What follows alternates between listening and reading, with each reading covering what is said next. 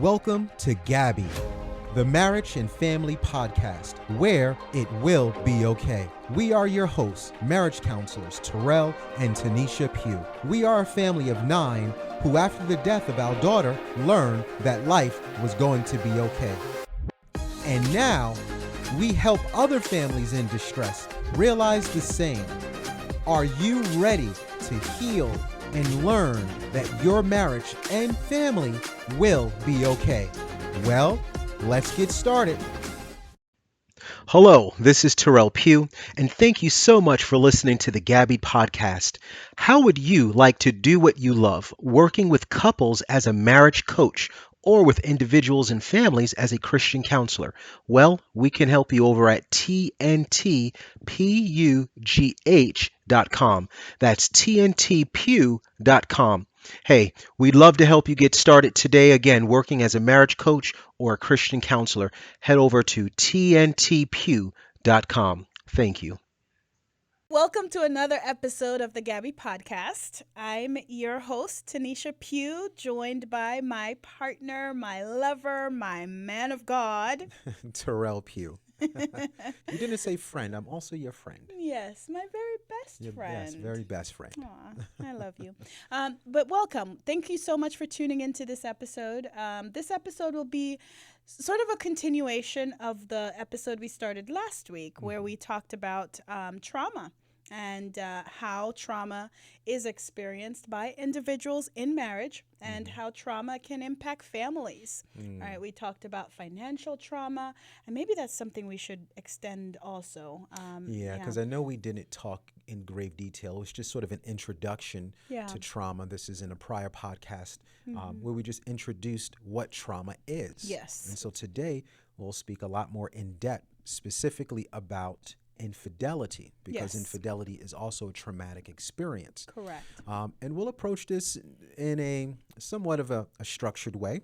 First, we'll talk about what exactly is infidelity, right? What is it? And then we'll talk a little bit about how it impacts a married couple, the injured spouse, as well as the participating spouse. Participating spouse meaning the spouse who committed the infidelity. That's right. And then we'll talk a little bit about the healing, rebuilding that takes place when infidelity does happen. Yes, that's right, because couples can survive infidelity. That's right. And while that isn't something anyone want to enter their marriage considering, it is important to know that you can survive it should you encounter that uneventful occurrence. Absolutely, absolutely. So let's go ahead and undesirable occurrence. Exactly. But let's go ahead and kick this off. I'm going to punt you the ball. Okay. Okay, and I want you to go ahead and score the touchdown here. No, but no, yes, kick this off for us. So what is infidelity? What's infidelity? All right. Well, infidelity is any breach of your relationship trust, any violation of faithfulness. I like to think of it as an individual who is committed in a committed relationship, inviting another person into an intimate space that belongs to the one they've committed to. I know that sounds like kind of a long definition. No, I think that's perfect when you say it's the sort of inviting someone outside of that committed relationship into the intimate place. Yes. Right? Because another word for infidelity is betrayal. Yeah. That sort of the emotional experience that is had. Betrayal. You know, I sort of think of it like this. You know, if I'm in my bedroom, okay, one of the most intimate of places, one of the most intimate of places, and I expect to see my wife there, but I see my wife and then of course me, but I see someone else in my bedroom, I'm going to feel betrayed. I'm going to feel as if there's been a breach in something, that A violation. What was supposed to be protected has been violated and just betrayed. That's by right. It would be you, but I know you want to do that, right? No. Oh, absolutely not. No, but yes. Oh, no, you satisfy every part of me, my love. And we'll talk about that too, right? In terms of why people do this. Yes, Yeah. because that's important. And so I like that definition of infidelity because it covers every area. Yes. Some individual may consider, well, the age-old Bill Clinton didn't have sex with her. So is it really adultery? Is it really infidelity? Well, it is. You invited someone into a sacred space that belonged to your spouse. Them having access to your body, your intimate parts of your body, is a violation because that belongs to your spouse. The marriage relationship I like to think of as a very exclusive, and you have it's a privileged relationship. Yes. And so this right here is privilege between yourself and I. If I allow someone else to share in that privilege, that's a violation.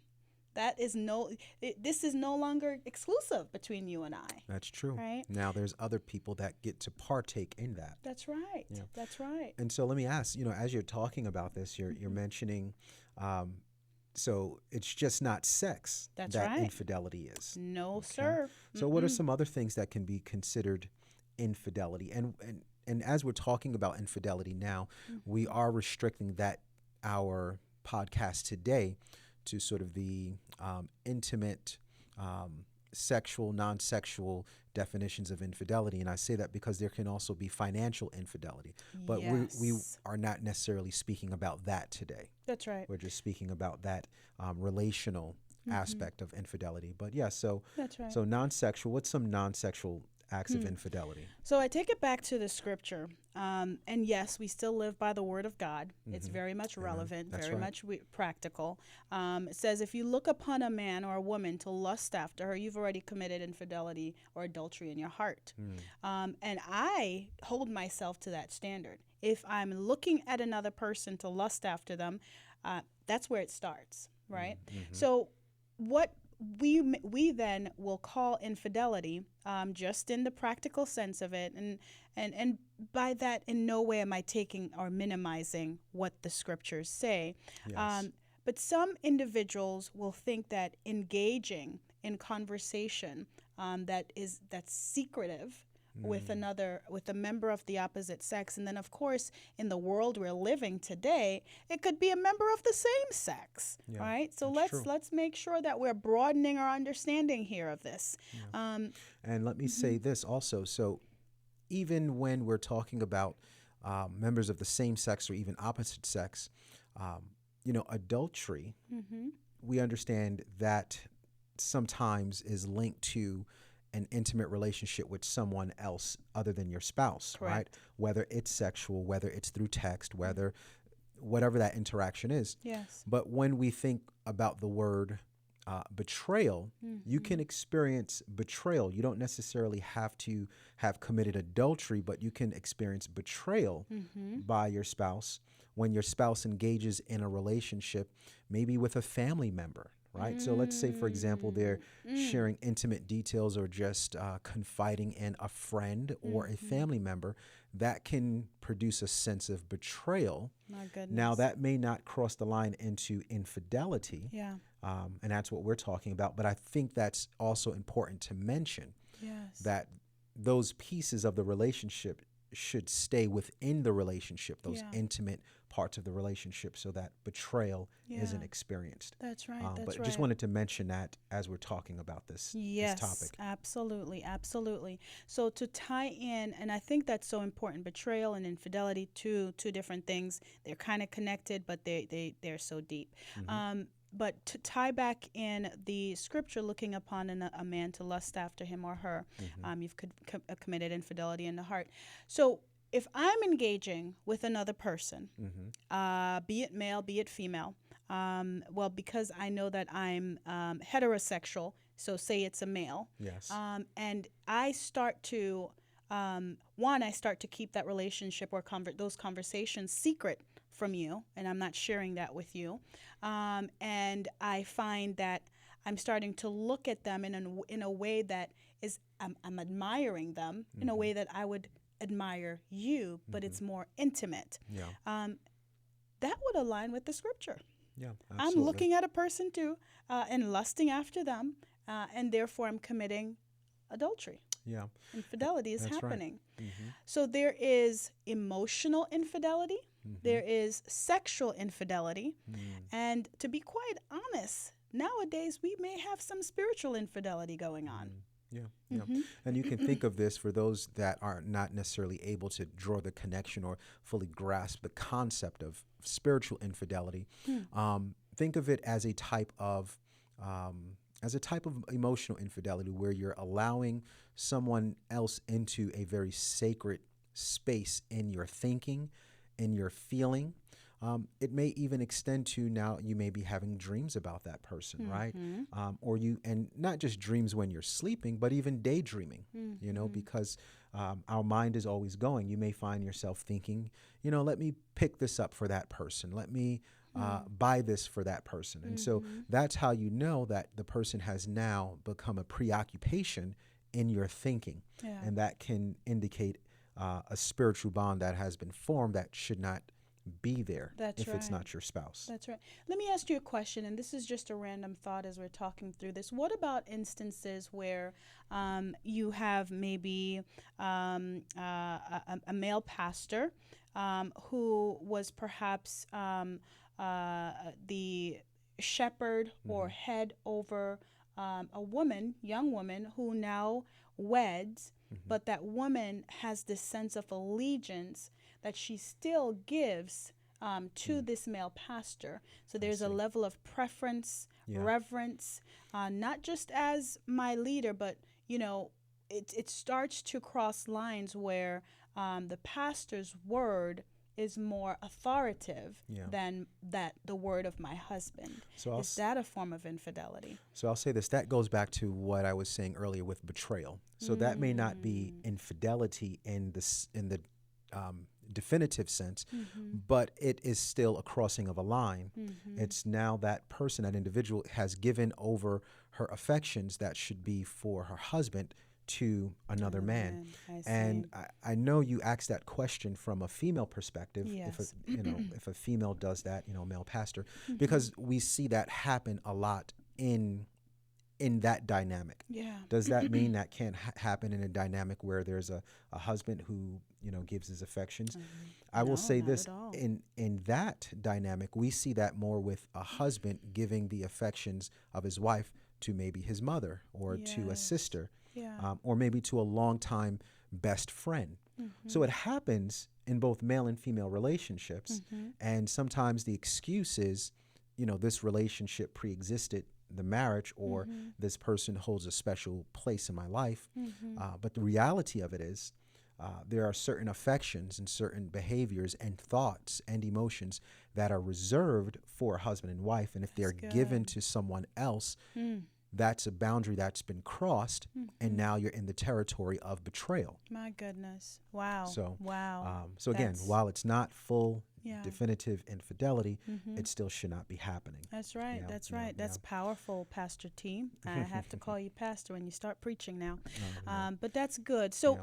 kind of bringing it back. So that's what infidelity is. Yes, that's okay. Just a little bit of what that is, Right. and of course, as you can see, we can we can have a whole Yeah, book we can on go what on that on is, forever right? for this. Yes. I'll say this also. One last Sure. sort of mentioning in this area. Again, this can happen in the betrayal that is can happen in any relationship. This can even happen in a corporate setting where you are at work and perhaps your husband or wife, you're starting to give what you should give to them, but maybe you're giving it to a partner or to a manager or to someone else who's at work. Sometimes we see that happen with women who desire a more ambitious husband. They may give that to someone at work. Sometimes we see that even in men, where a man may desire a more ambitious wife yeah. and start to give that to someone at work. So it happens in all settings. And by not giving just, that, you're referring to an admiration to maybe Right. someone who fit the role of something they desire exactly to see in all their of the spouse. elements that should, Yeah. not just admiration, but that's one of them for sure. Yeah. But yes, so going back to infidelity, I wanted to mention a couple of things, and we'll sort of chop this up here. Okay. Why? why do people commit infidelity? You know? I can answer that. I know, right? And I'll say this, people, more men do commit infidelity than women, statistically speaking. I will say that. Yeah. Also we see that infidelity, it does happen at fairly similar rates, despite you being married or not married. It happens at a similar rate. There are some differences there. Also between races, so black, white, Hispanic, so on and so forth. There are some slight variations, but all of the numbers, all of the data is very close. Okay. And when you say at similar rates, are you referring to for both men and women, or? For both men and women, right? I see, So overall, I see. the only data point that we can really say, okay, wow, here's a big difference, Yeah. is between men and women. Gotcha. Not between racial differences, I not see, between I see. socioeconomic class. Gotcha. Rich people cheat just as much as poor people cheat. Gotcha. Gotcha. The biggest difference again is between men and women. I see. I see. And I find it interesting. It appears, so there was a study some years ago. I'm sure there's probably a new one now. But I know which study you're going to mention, and it's actually still the same. it is still the same. still the same. Interesting. Okay, good. So a study was done to assess the level of impact on either male or female, on men and women from infidelity. So the question was, is it more impactful for a man when his wife has committed sexual infidelity or emotional infidelity? And then the reverse for the woman. Is it more impactful for a woman when her husband has committed sexual infidelity or emotional? And as part of the study, what they use to kind of test this theory or hypothesis is they would have men, husbands, maybe look at images of their wives committing the act of infidelity, or present these husbands with the actual physical act, and then they'll do the same thing with the emotional piece. Say their wives are really involved in an emotional relationship with someone else. The finding was pretty interesting. It was that for men, they were greatly impacted by the images of their wives having physical or sexual intimacy with another man. They were very bothered by that. It was very hard for them to move beyond that fact. And then for the women, they were more bothered. The sexual infidelity was troubling, but they were able to move beyond that. It's the emotional infidelity that really kept them stuck. Yeah. It was really difficult for women to overcome their husbands having emotional and so I think this also explains sometimes men will engage in infidelity, sexual or not, right? And then and then say, well, we didn't have sex. Yeah. We didn't have sex. If it's just texting, if it's oral sex, they'll say, well, we didn't have sex, because their thinking is, my worst nightmare is my wife being with another man sexually. So they assume that has the same level of impact. Yeah. But it's not. It's the emotional infidelity. Now, look, this doesn't mean, okay, well, I'll have sex instead. No, not at all. Right. You don't do either. That's right. But it does explain why men tend to think that non-sexual infidelity is a better choice. Yeah. It's not a better choice. None of it's good. That's right. None of it's good. I'll say this, a lot of times also what happens to also give some insight into why people commit infidelity. Yeah. I will say this, 99.9% of the time, it is not the injured spouse has anything to do with the injured spouse. And what I mean by that is it doesn't have to do with how the spouse looks or how the spouse performs. Most cases of infidelity, the person, the lover, tends to be has been reported to be less attractive or less ambitious or whatever those qualities are than the actual spouse. And the problem typically lies with the individual. It's usually an internal problem. And so what happens though is, especially when individuals come to counseling, um, a cognitive error they begin to engage in, and that's called the street light effect. And what the street light effect is, it goes like this, and it's like a little story, but I'll tell it quickly. Okay, nice. The street light effect is essentially, there was a drunk man. Okay. There's a drunk man. He's out. He's stumbling around, and he drops his keys. And as he drops his keys, he begins searching for his keys. But he looks for his keys where the street light is shining. Now, there's a lot of darkness, but he looks for his keys only where the light is shining, because that's the only place he's able to see. And so what that cognitive, or what the fallacy in of it that is, there's a whole area of darkness that is still there that his keys are more likely to have fallen into. Yeah. And the only reason he's looking in the light is because that's where the light is shining. Right. And so what happens is, when individuals are asked, well, why did you do it? What they're going to do is they're going to engage in a streetlight fallacy and say, well, I have problems in my marriage, because that's where the light is shining. That's right. Not realizing it's probably most of the time internal. It's not where the light is shining. Not to say that there aren't any problems that can be fixed. That's right. That's right. But 9 times out of 10, it's because of an internal issue. That's right. That's right. And that goes back to also, when couples come in and they're reporting infidelity, we often say, okay, so that's the smoke, right? That's just a symptom of something greater, something else that exists, and we need to figure out what that is. And we have to go looking in those dark spaces. Because oftentimes that's where it is. It's in those dark spaces. And like you said, not that the problems in the marriage don't need to be addressed, but it's an easy scapegoat. It is an easy scapegoat. Yeah. And I'll say this, research also shows us sort of the personality type that is more likely to engage in infidelity, and the personality type that typically does admit to infidelity.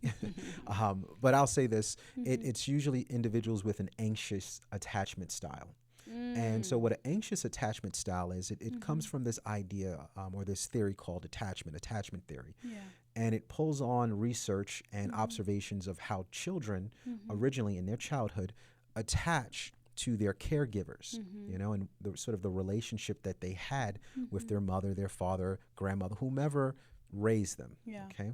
And so an anxious attachment is someone who is has had an has been abandoned by their caregivers. It could be someone who has sort of an insecurity about that relationship. They're not sure if they're loved. They're not sure if they're doing a good job. And so what happens with an anxious attachment style, you'll see those individuals, they have poor communication skills. They have approval-seeking behaviors. Yes. Okay. They also have this need for attention and a lot of love as well. And so there's a lot of that happens.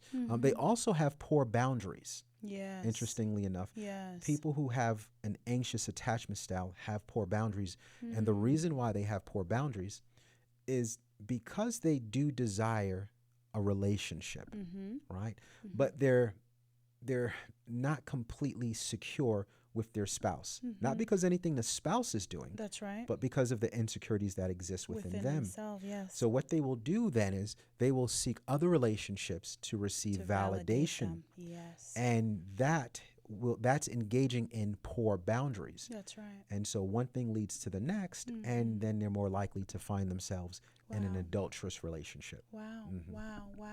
Yeah. It makes me think of individuals who may exhibit symptoms of narcissism. And you may wonder, well, a narcissist is overly confident, they have no issues.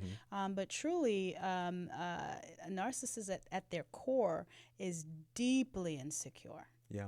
Deeply insecure. And so what you may see as someone who's very confident, some people may even say they're beautiful, and they're with someone who's already beautiful. And you may ask the question, why would they cheat? Yeah. They have such a perfect setup. Why would they do it? And that's because, again, it goes back to that deep insecurity that exists within that individual. And I'll say this, narcissism is not necessarily a disorder or a problem of confidence. It isn't. It's a problem of esteem. That's right. That's at the root. At the root of every narcissist is low self-esteem. Low. And so what they do in order to have confidence, they lower the esteem of everyone around them, which by default causes their esteem to rise. That's right. And so in a relationship, if they're engaging in infidelity, infidelity has a negative impact on the injured person by impacting their esteem. And so once that esteem has been impacted, the narcissist then feels more elevated. Right, more elevated. Yeah. Wow. But that's another topic, right? Indeed. Boy, we can really chop this thing up. So kind of refocusing it back to trauma. Yes. Right, because I know that's what we set out to do. We may just have to keep this series going. Yeah, I know. And for the record, I will say, to bring it back to trauma, there is an official term when you are impacted by infidelity in a traumatic way. Okay, tell us. It's post-infidelity stress disorder. And that's not an official diagnosis. Like, you're not going to go to a psychiatrist, psychologist, so it's counselor. Not official like PTSD. Right. But it is, but it is a thing. It is a thing. It is in the literature. Research-based. Research-based, right. Post-infidelity disorder. Yeah. And it's similar to that term PTSD, post-traumatic stress disorder. That's right. Because it has the same exact symptoms. Yes. So let's talk about some of those symptoms. Yeah. So some of the symptoms that we've seen is, of course, that crushed sense of who you are. Your whole, you're now someone who used to be very confident, very secure in their identity, is now questioning themselves. Yes. And so that's one of the symptoms and one of the effects of the trauma from an infidelity. You grow very untrusting, cynical, right? You no longer believe. You question things. Yes. And it doesn't just rest with your spouse. You now start to apply that to other people. Yes. And I will say this. To what you're saying, that questioning, that's the intrusive thoughts, right? That's the intrusive thinking, because you don't want to question it. But what happens, you get flooded, right? You get flooded with thoughts of, could be anything, right? It could be the actual event. It could be, where is my spouse? It could be, did I do anything? Is it my fault? It could be an array of thoughts, but it's a lot of questioning. Yeah. And the questioning increases when there are holes, right? So that's part of the healing. We'll talk about that in a moment. But where there's gray area or black and white, the mind seeks to fill it in. Yeah. And that's one of the things that we often encourage couples to do as early as you can. And this, you have to really move forward wisely in this area, because there are certain personality types for if you're the injured spouse, where this can be damaging. Yes. But it's important to talk about what has happened. Yes. But for that a certain personality type where it could be damaging, it may not be necessary to know the details of the infidelity. Absolutely. You don't need to know how many times your spouse has had sex with the person. You don't need to know where they were. You don't need to know all of those details, as that can result in later flooding, and then you can get stuck with intrusive thoughts. However, things like, did you buy them gifts? Things like, how did this start? You do need to have those answers where you can provide them. Absolutely. There are going to be sort of common sense questions that you want to go through. If you had sex, you may have to take an STD test, right? Exactly. A STI test. And then other common things. Did you bring them to the house, right? Were the children Yes. exposed? There's a lot of questions that you still Yes. have to go through. Yes. And those are difficult questions. Yes, And the responses can be traumatic they depending can on be. what they are. Because just imagine, someone, again, violation. You've exposed my family. You've brought someone into our home, our sacred space, Yes. right? So that can be very traumatic. And sometimes people don't realize it. The participating spouse oftentimes don't realize the level of impact their choice of infidelity has on not just their spouse, but even themselves. That's And right. of course, if there are children involved, the children as well. Yeah. And then it also affects outside family members. That's So right. your families of origin, if the parents now finds out, or even the friends, the best friends, it just makes things weird for everybody. It does. That's a good way to put it. It makes things weird. You have to go sometimes through this restructuring Yeah. of everything. And I will say this with children. Sometimes it causes children to question their reality Yeah. of what they feel is safe. Yeah. Infidelity can actually contribute to an anxious attachment style In a child. in a child, which is why it may later on in life cause perpetuation Of that behavior. of that behavior. Yes. If there's Yes. children as a result of the adultery, right, that can impact the child's understanding of their birth order. And birth order plays a huge role in the psychological well-being of a child. So there's tons of ways in which this impacts immediately Yeah. and then later in life as well. That's right. That's right. Some other ways that infidelity impacts a marriage, an individual, is you'll start to see your spouse avoid. You'll start to see them avoid you. So that's a symptom of the trauma. And that's a symptom of the trauma. Yeah. Yeah. Because it may just be too painful to confront what's happened. So avoidance is a big symptom of the post-infidelity. Hyperarousal, right, where they're aroused Yes. easily and they're hypersensitive to That's things. right. That's right. And it could be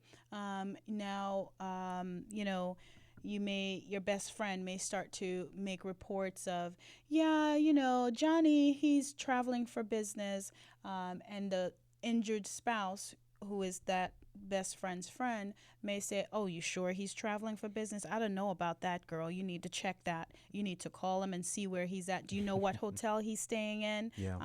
How often does he travel? So you become Yes. hyper aware and hypersensitive to different situations around you. That is a symptom of trauma. Yes, that's true. And hyperarousal also relates to the inability to sleep. Right. So when you're hyper aroused, your mind is just going and going and racing. going.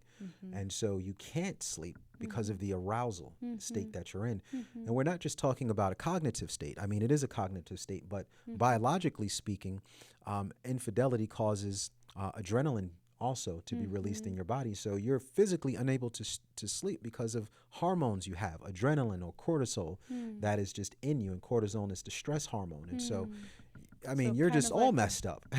Kind of like a constant fight or flight. Yes. You're in the fight mode. Yes, precisely. Precisely. Yeah. It also changes rapid changes in, it causes rapid changes in mood as well. And so, 1 minute you think everything is fine. Yeah, we're healing from this. But then the next moment it could be the avoidance. I don't want to be near you. Get away from me. Yeah. Yeah. Yeah, that's a big one. So, can a person who is exhibiting all of these symptoms recover? Absolutely. Absolutely. They can recover. If you've gone through this, you can recover. Both spouses, whether you're the injured spouse or you're the participating spouse. If you are the participating spouse, meaning you are the one who did this, right, that committed the infidelity, I'm going to give you this biggest piece of information, the biggest, most helpful piece of information Yes. that I think is. You have to be open. You have to be open. You cannot be defensive. You cannot hide information. You cannot give information in bits and pieces. You cannot defend yourself. You cannot give rationalizations. You cannot do Blaming, you cannot do any of those things because any of those things will further injure your spouse even more. Yeah. If it's been 6 months, if it's been a year, and your spouse is still hurting and you become frustrated, your frustration in that moment will further injure your spouse. Yes. Again, this is a traumatic experience. Yes. If a soldier came back from war and it's been 6 months to a year and their mood just is still off, you won't question them. You won't say, you need to get your mood right. I don't know what's wrong with you. You'll still maintain compassion. So if you are the participating spouse, you must remain compassionate to your spouse. That's right. If you hope to get through this. That's right.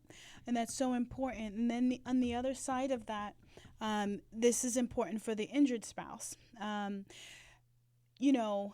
If you're someone who have experienced infidelity where your spouse cheated on you, your hurt can actually lead to hurt for them as well. The way that you walk out your healing. And really quickly, and that can be difficult to hear. Yep. Right. So if you are a spouse who has been impacted by infidelity, this might be difficult for you to heal, but for you to hear. But remember, you are responsible also for your healing. That's right. That's right. And that's important because we often see where the injured spouse relies heavily or completely or solely on the participating spouse as the responsible party for their healing, not realizing that there is a role that you play in that process. And so how can you cause injury to someone who's cheated on you? Here's how. You get to a place where you take away their freedom. Yes. Right. And that's a big one because sometimes they feel that's their security. Yep. I need to right. monitor them. I need That's to right. track them. Yeah. And that can just think about what that would make you feel when you hear the saying Big Brother, right? Big Brother's watching. Yeah. That doesn't give you that sense of autonomy or just that freedom that we need as human beings to exist. And so you want to be mindful of that. I promise you this, it may feel like it's the right thing to do, but it's further debilitating to yourself and it's injurious to the marriage itself. Yeah. And it's actually an abusive behavior to engage in. It is. You know. It is. And again, I know this isn't easy to hear if you're someone who's just found out that your spouse has cheated. It can feel like throwing salt on your wound, but it's something to really be mindful of if you want to move forward and heal the right way. That's right. So yes, taking away their freedom, right? And then constantly keeping them in a state or a place of guilt and condemnation. I understand you may need to ventilate. You may need to talk through how hurtful what they've done is to you, but constantly kind of putting their face in it through shameful comments, Accusatory comments. Right? Disrespectful even. Making statements like, you're just disgusting. You're just, things like that. That's abusive and that can cause hurt. And if those things are happening, they need to stop now. If you intend for your marriage to get better, those have to stop. Because at the end of that, when you get to a place where you don't feel the pain as severe as you once did before, you will end up with a spouse who is badly injured, and that will make a situation that was bad even worse. That's right. Okay. And then you'll have to deal with that That's right. trauma. That's right? right. And so that would be called secondary trauma. Yes. Right? Exactly. And that's trauma experienced as a result of, from the spouse who was injured. But yeah. And we've seen it, and it's not a pretty thing to look at, to see.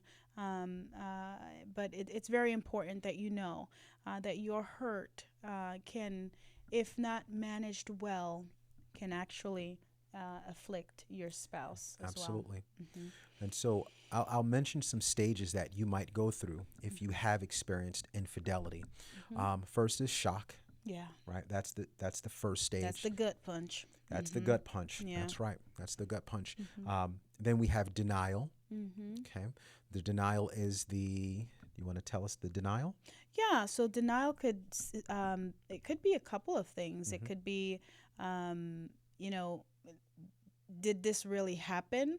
Or you can get to a place where you blame the third party and denying that your spouse is actually responsible for their choice. That's true. And they That's right. made the decision to engage in the way that they've engaged. Yeah. Sometimes we hear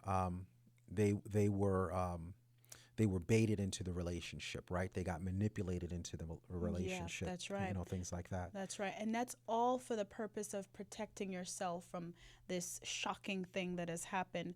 Another form of denial, and it may seem kind of, contradictory, but you make this, you're hyper invested in saving the marriage. Okay, let's just move forward. Yes, this has happened. We don't have to talk about it anymore. Let's just go. We're going to, especially if you're a believer, sometimes we see this in our Christian brothers and sisters. We're just going to pray together and we're just going to move forward. And the couple will move forward as though this thing has not happened. Yes, and the problem with that is you're not, see, the participating spouse who committed the infidelity, they're not addressing the why in them. The dark spaces. That's right. And so it's more likely to happen again because remember, infidelity is never really an issue of what didn't happen in the marriage. That's the street light fallacy, right? Yeah. But it has a lot to do with the internal things that are going on. Correct. And so I'll say this also to that. And this is something, if you have committed an infidelity, some areas for you to probe in yourself. In addition to some of the stuff I said earlier. Yes. But you may want to ask yourself the question of, do I have self-control, right? Do I have self-soothing abilities? Self-soothing abilities meaning if I don't get what I want, what I'm asking for. So if my spouse is asking me, or if I'm asking my spouse for X, Y, and Z, attention, affection, and I'm not getting it, am I able to soothe myself, right? Think of children. If you don't give your child something, are they going to throw a tantrum and roll around on the floor and throw stuff around the room? Or are they going to be okay with that and be able to engage in something else productive? Right. As an adult, you have to have that same ability. That's right. So those are two things you can ask yourself when we talk about it being an internal problem. Do you have self-control, and do you have the ability to self-soothe? That's right. Those are perfect. So I think that we've come to a place where we have to say to be continued. Well, no, not yet. Not yet. Okay. That felt like a like when you watch a movie and you think it's going to end, but it doesn't end. Just have a couple of things that we're going to sort of mention before we actually close, right? Okay. Finish going through some of these stages that you will actually experience. So in addition to the shock after the denial, you go through anger and blaming. And I think you mentioned some of that, some anger and blaming, right? Some of the blaming, we know what anger is, right? But some of the blaming could be, it's not your fault, it's someone else's fault, and that's blaming. You can look to blame the behavior on yourself even, it's my fault, I didn't do this, and so that's what happened. Then you can reach a stage of bargaining where there's bargaining. And when you bargain, what happens is you start to ask yourself, similar to blaming, but you start to ask yourself, what could I have done, in order for this not to have happened? Maybe if I gave them more of this, or maybe if I gave them more of that, maybe if we didn't move, maybe if we didn't do this, or maybe if we didn't do that, maybe if I do more of this, or maybe if I do more of that. And that will get you into a lot of trouble because, again, It's disingenuous too. It's disingenuous. So you might commit to something that you don't intend to actually follow through on or can't intend. You may feel like you want to follow through on it, but it's not an internal decision. It's a decision to fix in that moment. And it's impulsive because That's you're right. reacting to what's present in that moment. That's right. So that's bargaining. Then you can get to a stage of depression. Okay, and I'll just mention this And here. this sounds very similar to the stages of grief, doesn't it? It's very similar to the stages of grief, absolutely. And like the stages of grief, it's not necessarily staged, right? As in it's linear, like you go from one to the next. Nope. But it is cyclical, right? That's so it's right. continuous, meaning you can go in and out of any of these things. At any point. So you can immediately become depressed, but then go to shock. Right. Then we have depression. And depression is something a lot of us are very familiar with. We're familiar with what it looks like. And just to throw some things out there, it looks like a loss of appetite. It could be either or the inability to sleep or excessive sleeping. I will also add that depression can look like excessive eating too. Think about depression as any variation away from what a person normally does. Okay, think of it in that way. That's sort of an easy way to let you know they might be depressed. After that stage of depression, or after being depressed, they can go in and out of it again because it's cyclical. You have acceptance, right? So this is one of the things that people sometimes go in and out of, acceptance. They've come to a place where they have realized what has happened and they're willing to move forward. They're willing to move into the last stage, which we call the stage of rebuilding. And so that's just sort of a general structure of the stages in which an individual may go through that infidelity experience. That's also known as the stages of healing from a divorce. But the reason why we apply that to infidelity, because a divorce is sort of the severing or breaking of that marriage covenant. Right. And infidelity essentially does the same thing, with the exception that you are rebuilding with the person. That's right. With the person.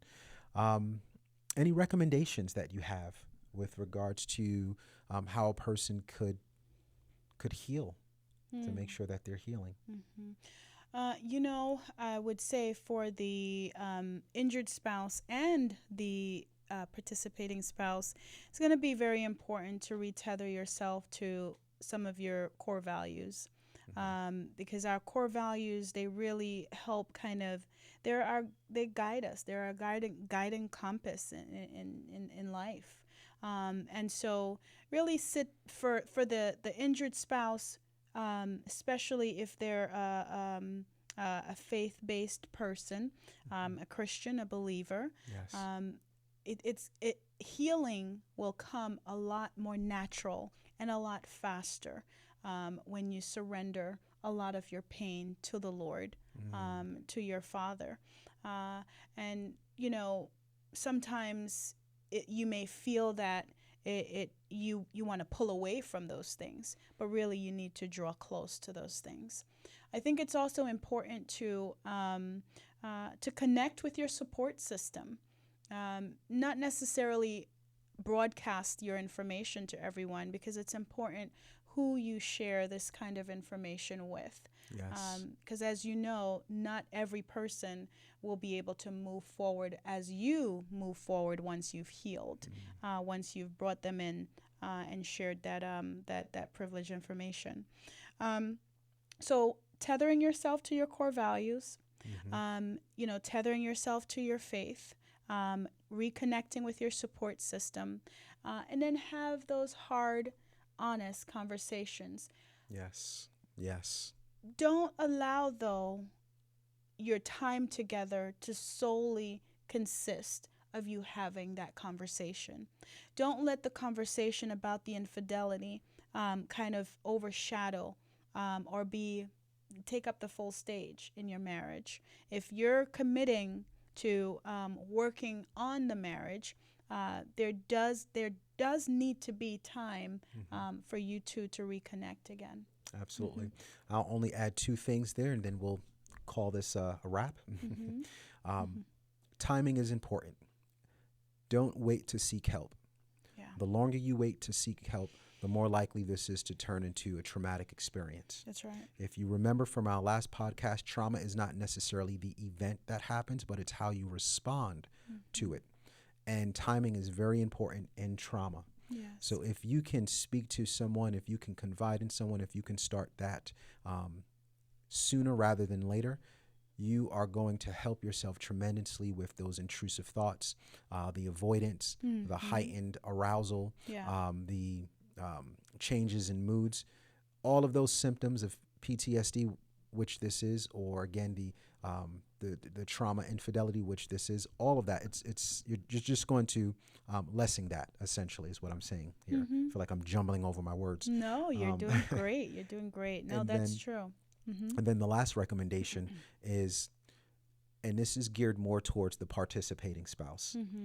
Make sure, again, you are not defensive, you're not holding anything back, but you're completely open, because you need, just like you were there for the infidelity, you need to be there for the healing. That's right. You have to become an open book. You have to become a responsive partner. And if you don't know how to do that, then seek help to help you become more emotionally in tune with yourself, to make sure you deal with those internal things so that this doesn't perpetuate, and live life. Continue to live life as a husband and wife, like you were saying, like Tanisha was saying. Yeah. Don't allow this to stop you from still loving each other, Connecting. and connecting, Yes, and that's choosing right. forgiveness.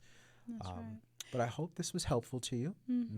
Absolutely. Absolutely. I hope so too. I really do. We're Yes. going to continue this conversation, because I know that it's a very heavy topic for many couples. Yes. And not just because you've experienced it. It could just be you want to be educated a little bit That's more. right. Maybe you know someone who has, or who's coming through it. So tune in again next week, and we may continue a little bit That's of right. this. If Yeah. you have any questions, reach out to us. Information's at the end of this, or the beginning, depending on what you do, rewind or fast forward, I don't know. But remember, it will be okay. Yes. Hello, this is Terrell Pugh, and thank you so much for listening to the Gabby podcast. How would you like to do what you love, working with couples as a marriage coach or with individuals and families as a Christian counselor? Well, we can help you over at tntpugh.com. That's tntpew.com. Hey, we'd love to help you get started today, again, working as a marriage coach or a Christian counselor. Head over to tntpew.com. Thank you.